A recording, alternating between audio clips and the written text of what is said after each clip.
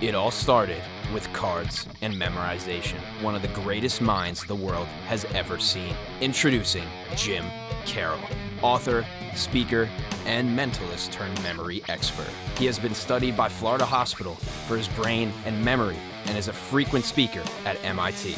Jim has also performed at several USO tours, working closely with our military and wounded warriors. Now, taking his knowledge and skills to the podcast world, interviewing some of the most impressive minds and allowing them to tell their stories about how they beat the odds. Beating the Odds is brought to you by Signal Relief, the drug-free pain relief patch. Please visit signalrelief.com and use promo code MEMORY for an exclusive offer only for our Beating the Odds listeners. Welcome back to another episode of Beating the Odds with Jim Carroll. Today on the podcast, we have ex-NFL player, actor, philanthropist, and artist, Vernon Davis. Vernon has been a leader on and off the field with 2 Pro Bowl selections, a Super Bowl championship, Super Bowl 50 to be exact, and he also owns multiple businesses, including a design agency he started with his business partner. Please enjoy this episode of Beating the Odds with Jim Carroll and Vernon Davis. Hey, everybody. My guest tonight, the one and only Vernon Davis, All-American at the University of Maryland, 2006 first-round draft pick, ended up at the 49ers. Then he went to play with Peyton Manning, and then he ended up at his hometown in Washington. That's where you were born and raised, right? Yeah. Is that right, Vernon? Yeah. I'm raised. Wow, that's awesome. So and I'm down in Washington a lot. I do a lot of stuff down at the USO and at the Pentagon, and I love it down there. It's well, now lately I haven't been able to go anywhere because of this virus. How has that affected you? Like the isolation stuff, does it affect you a lot? Are you still able to go out, or like how do you like? Yeah, I think for the part, I just adapting to everything. You know how you have to adapt to everything when something changes. You adapt to it. You learn how to do it, and you just keep going, man. And that's I think that's the only thing. And just seeing friends and families, those who are close to you, it's hard to really cultivate relationships with them during this time. So that makes it extremely tough. Yeah, I know. That's really well. Tell me about this, man. Your trip. I mean, my podcast is called Beating the Odds, and wow, you really did beat the odds with your career. It's just amazing. And you're playing for the 49ers for what, 10 years? I think you played there 10 years. Yeah, 10 years. 10 years, and then now let me ask you a question. Did you have like a concussion injury the last year or something, or Yeah, I did. Yeah, I had 2 concussions while I was playing with the Washington Redskins. Well, they changed the name now. It's just Washington Football. Yeah. But I had 2 concussions, and that led me to retire a lot sooner than I wanted to. But hey, you have to make sure you're healthy and you can live the next 50, 60, 70 years. No, and that's exactly that's what I'm all about, man. I'm about this thing. You're gonna like this, Vernon. I call it ESPN. All right, exercise, which I know you do a lot. I can tell you look like fit. You look like as fit as a fiddle.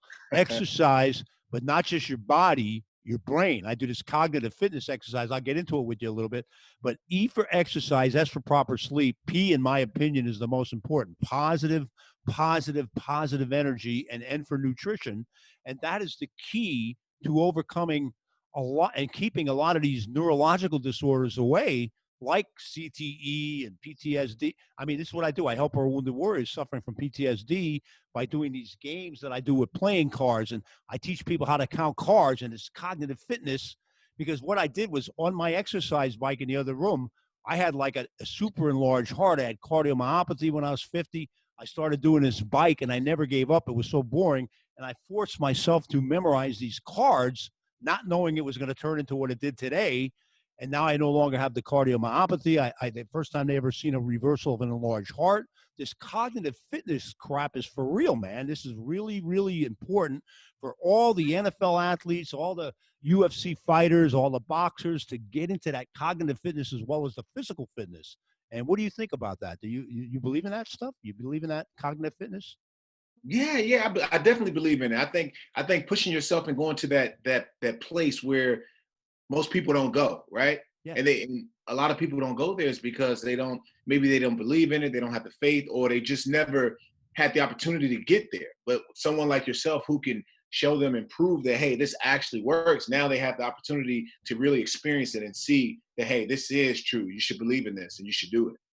That's awesome, man. I'm glad you think that, because you lift you lift weights. Yeah, you look like a big dude, man. I didn't expect to see you. You look like you just got done working out or something. You're like really, yeah.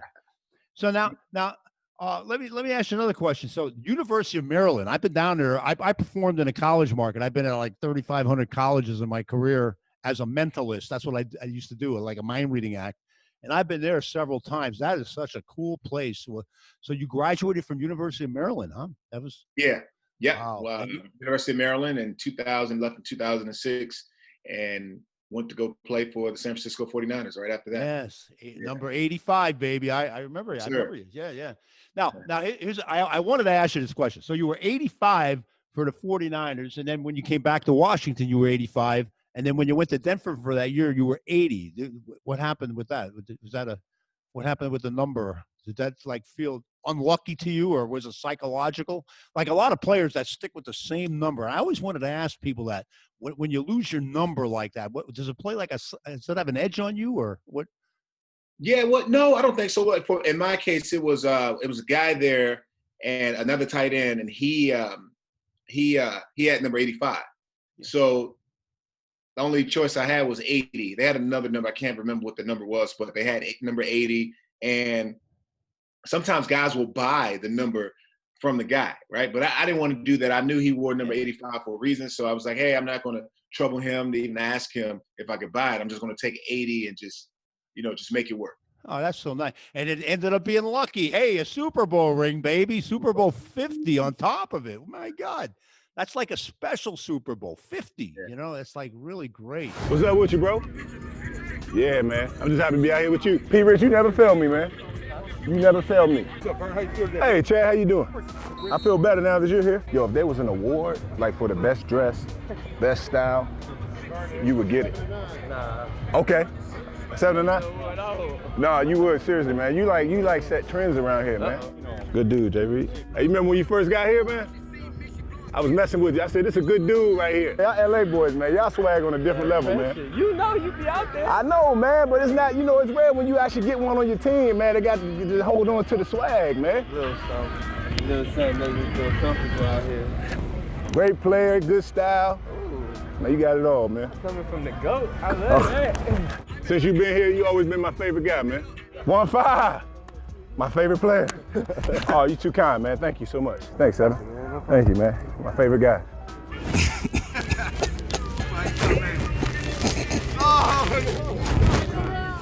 So, man, congratulations. What a career. That's a career. Now, how, like, transitioning out of football, is that tough? Or is that like, what do you find it tough? You probably miss it. Obviously, everybody misses it. Yeah. So what's your transition like? Are you, like, I see you're getting into some TV now and some film and stuff like that. In fact, I seen you on a little video with Gronk. So I brought my retirement crew down with me. James Harrison. Hey. Vernon Davis. That's right, I'm retiring. And Miss Cheryl, my old school nurse. Who wants snacks? Thank you for being a friend. And if you threw a party, invited everyone you knew, you would see the biggest gift would be from me, and the card attached would say, thank you for being a friend.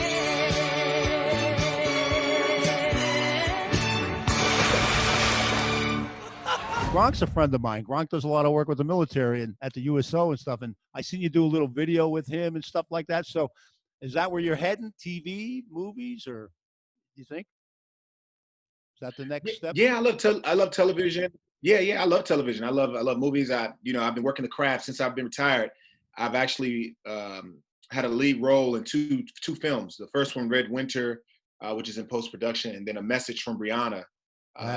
Two films that I had an opportunity to be the lead in as well as produce. So it's fun. It's exciting. Just working on the craft and just getting better each and every day. I just find joy in that.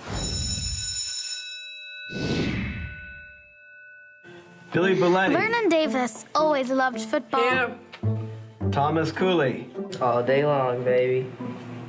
Yeah. But you see, Vernon Davis. Paul Public never had a football team. Vernon. Present. Now that I have everyone's attention, last week I know I said the Young Artists Club had a limited amount of spaces available, but this week we're accepting anyone with interest. Don't be shy.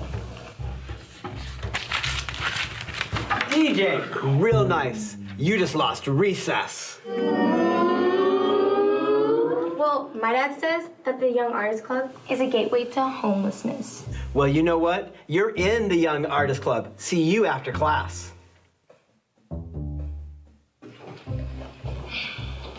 Welcome to the club. I'm gonna punch you. We meet on Tuesdays. Dummy. Now who's gonna take your spot at recess? With DJ in detention, if Vernon ever had a chance of getting into the recess game, it was now. Billy! Hey, Billy! Why you always sweating me, Vernon? Sorry, Billy. I just thought that with DJ in detention, you might need an extra player at recess. Whoa. Vernon Davis wants to play football. Why don't you go paint some footballs in your Young Artists Club? It's your fault DJ's in detention anyway. Besides, why would we let some Picasso wannabe play football at recess? Got it? Maybe it was the wannabe comment, or maybe he just couldn't stand people talking bad about art. But something happened. I don't want to play with cheaters anyway. Cheaters? Cheaters? Hold me back, Tommy. Who said that? Who told you that? Alleged. It's straight up alleged. Everyone knew that Tommy and Billy were cheaters. Tommy got caught letting the air out of the ball so he can throw it further. I have small hands, damn it. You know I have small hands. And Billy was notorious for having spies in the other team's huddle. Yesterday you were guarding Gil, and you ran the route faster than he did. What? I mean, you were standing right there when I finished the route. How many times I gotta tell you, I guessed button hook. He guessed it. I was there when he guessed it. That was the first time I ever ran a button hook. You know what, Gil? You're out. Button hook that. All right, Art Club. You get Gil's spot. Come on. The day had finally come. The day that Vernon would play.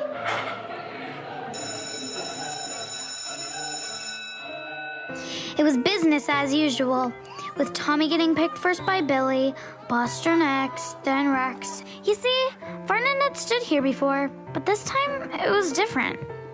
This time, there was an even number. But then... I got him attention early, boys! Last pick is out! Thanks for holding my spot, kid.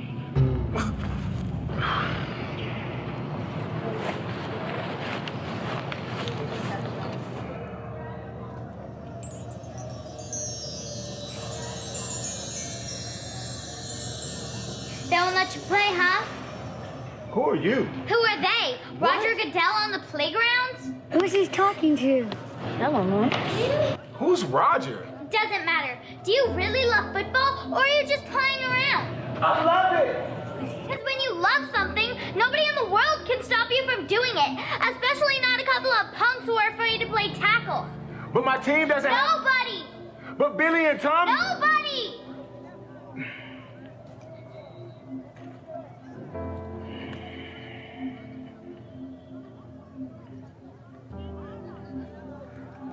You know what? Forget it. You're never getting on that field because you're just playing around.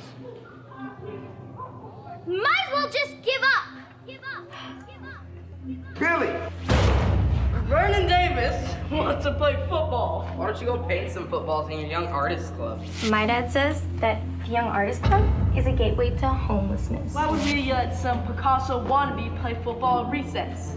You're never getting on that field. Might as well just give up. Because you're just playing around. Because you're just playing around. No! Vernon, don't play!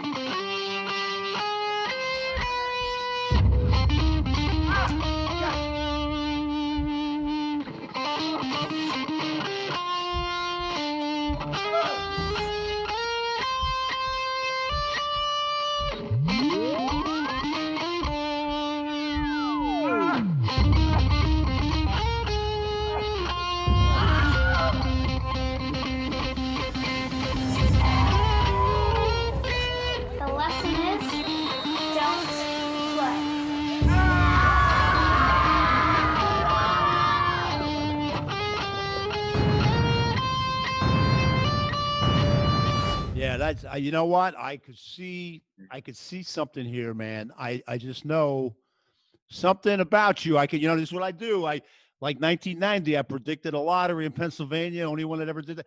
I feel something with you here right now, and I know like Gronk. Now, is this true or not? He used to like he was like one of your biggest fans when he was a kid. Is that true? Did you know that? I didn't know if you knew that or not. Well, Gronk, his brother Dan Gronkowski was my mate. We were in the same room together, and he used to talk about his brother. Yeah, I got this brother he's gonna be a beast. And I was like, oh really, right? And then all of a sudden Gronk comes around and he's like this monstrous, greatest tight end of all time. I'm like, wow, Dan was right. But Dan was a great player as well. Dan was pretty good. I heard, yeah, Gronk's brother Dan was good, and yeah. I heard there's a little. I just have a feeling, just from looking at you, you're this kind of guy. I think you are becoming a Gronk fan now too. I think you like him. I can tell by the smile and everything. I can read you. I love him. Gronk's awesome, man. He's just a cool guy. He just hosted in fact, that was the last time out of my house. It was back in March. We did a big USO event down in Maryland and down in DC, and Gronk and Terry Bradshaw were the hosts, and what a crew those two guys are together. My God, Terry Bradshaw, he's another wild man.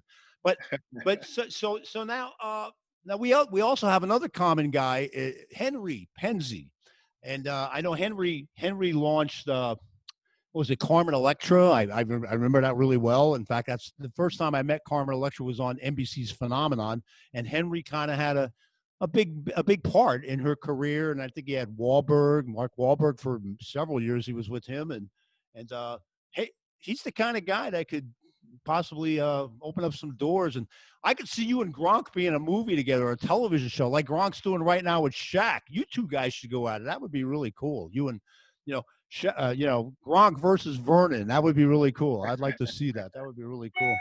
So, but yeah, man, this is like great though. Good. I'm glad you have a chance to come on here but this like going into film and TV, like, I don't know. What do you think is like in your opinion, what would you want to do? Like if you had anything set in front of you right now, what would it be?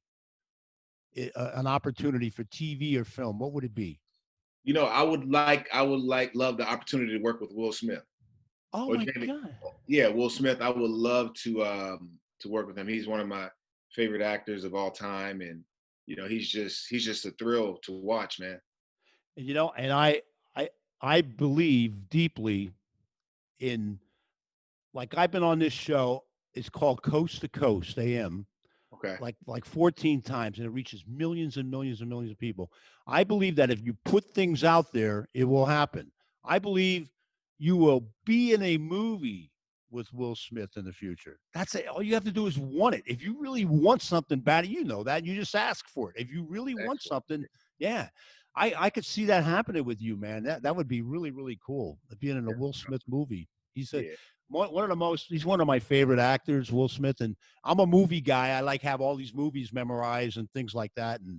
But Will Smith, man, especially some of the movies he's made, it's just amazing. Let me show you something now. I promised I would show. I usually show everybody that comes on here.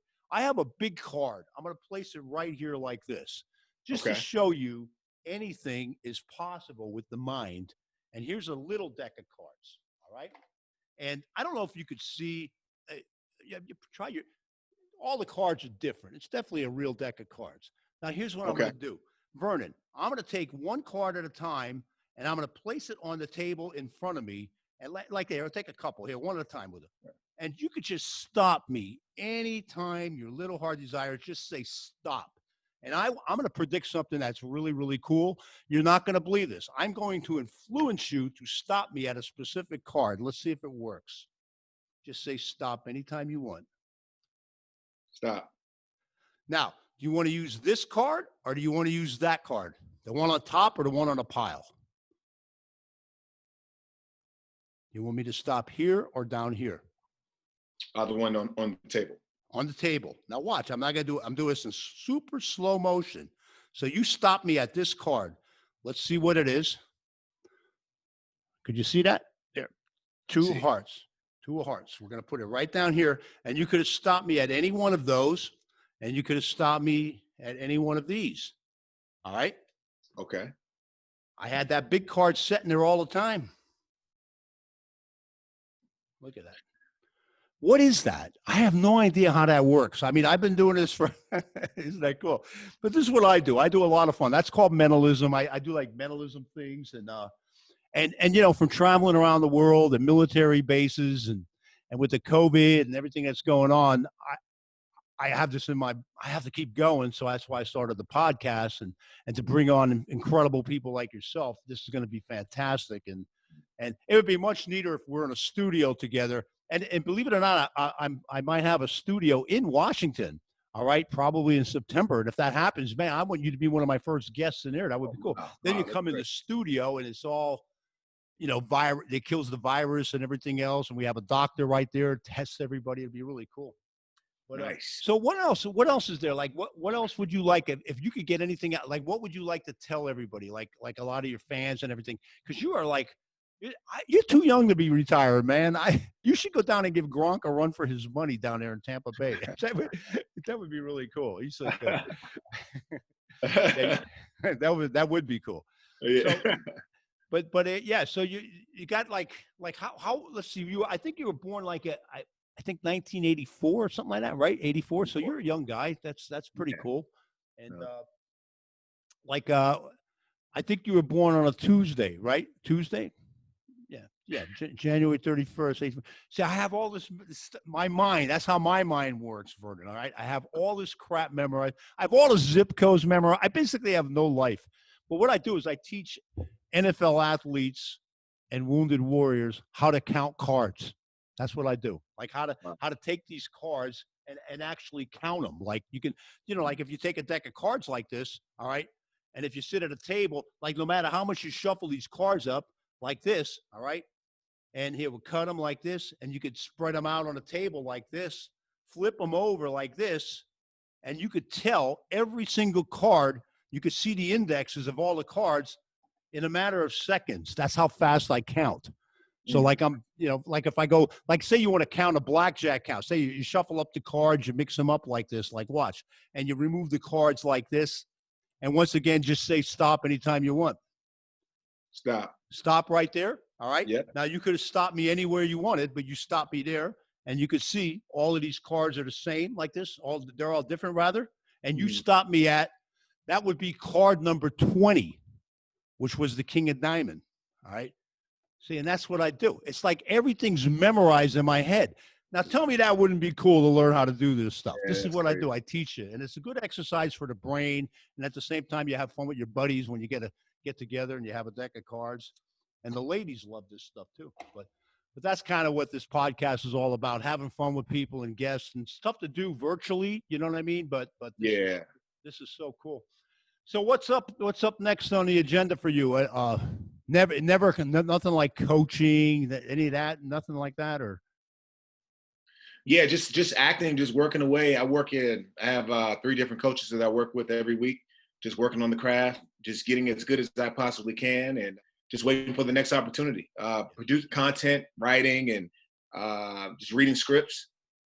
Well, we'll put the word out there, man. Everybody put the word out for you, and you're such a nice guy. And Henry said you were a really nice guy. And Henry talks really highly of you. I don't know how much you know about it. Henry, he goes, Vernon's the nicest guy. You got to meet him. He's a super guy. That's awesome. Yeah, Henry's a cool dude. Yeah, but, he is. Yeah, dude. But so yeah. Anyway, man, look at I want to ask you something else. And what do you think, Vernon? Is there something a message you want to get out to everybody? What would it be if you could get anything out? What would it be right now?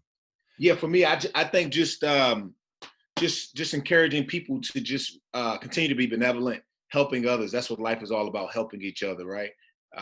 Keep uplifting each other and giving back in many ways, right? Whether it's through charitable endeavor, whether it's helping people learn something that they've always wanted to learn, just anything. And a wise man once told me, he said, "What you don't know will hurt you. What you know will help you." And that's very, very true. So I just want to encourage people to continue giving back, empowering, uplifting, and helping others.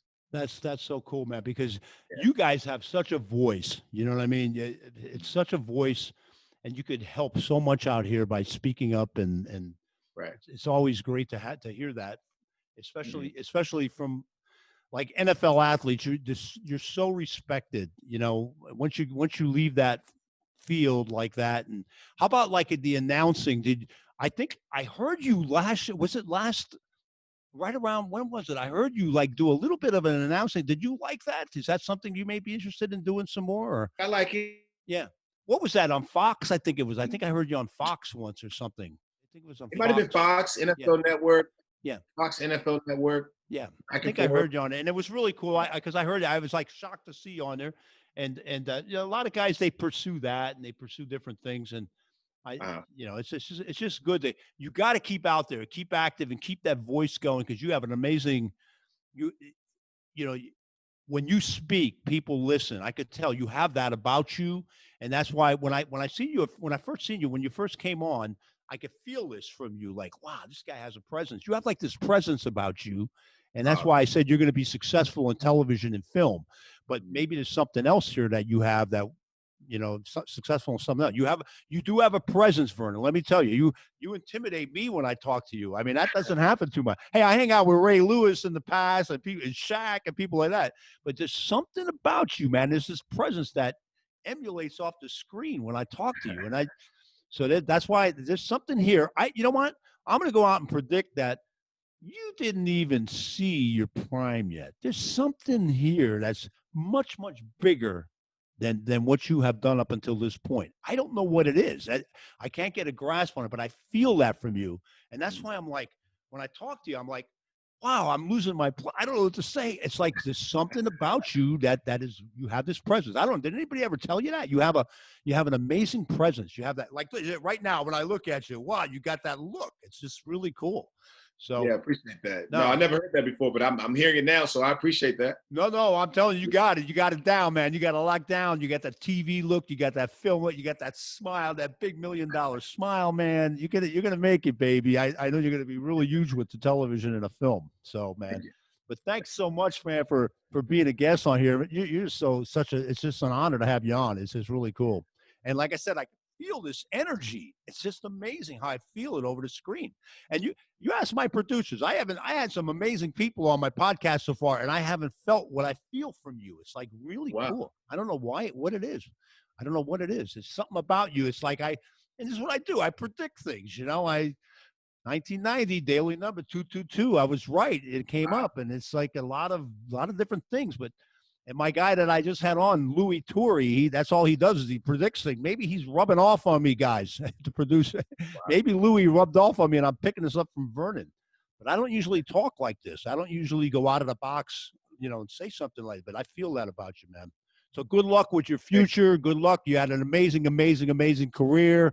Good luck with that. Good luck with 2025. You never know. You know what I mean? You know what I'm talking about? Yeah. So let's see what happens, buddy. Thanks again, Vernon, for being on. I really appreciate it. Vernon Davis, everybody. Thank you. Vernon Davis. Hey, everybody. This is it. Signal Relief. I know what you're thinking. What the heck is it? It looks like alien technology of some kind. But let me tell you something. This really works.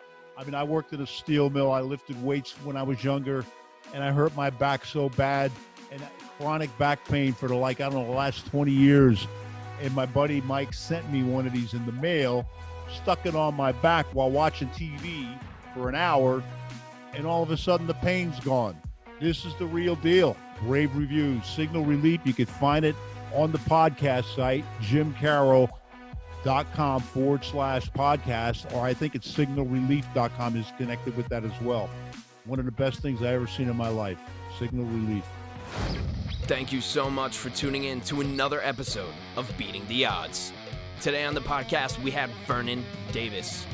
You could visit vernondavis.com to support Vernon and learn more about what he's doing now. Don't forget to visit signalrelief.com and use exclusive promo code MEMORY, only for our Beating the Odds listeners. That's jimcarroll.com/podcast for more information and links to every single platform. Thank you guys so much for tuning in today. We'll see you on the next one.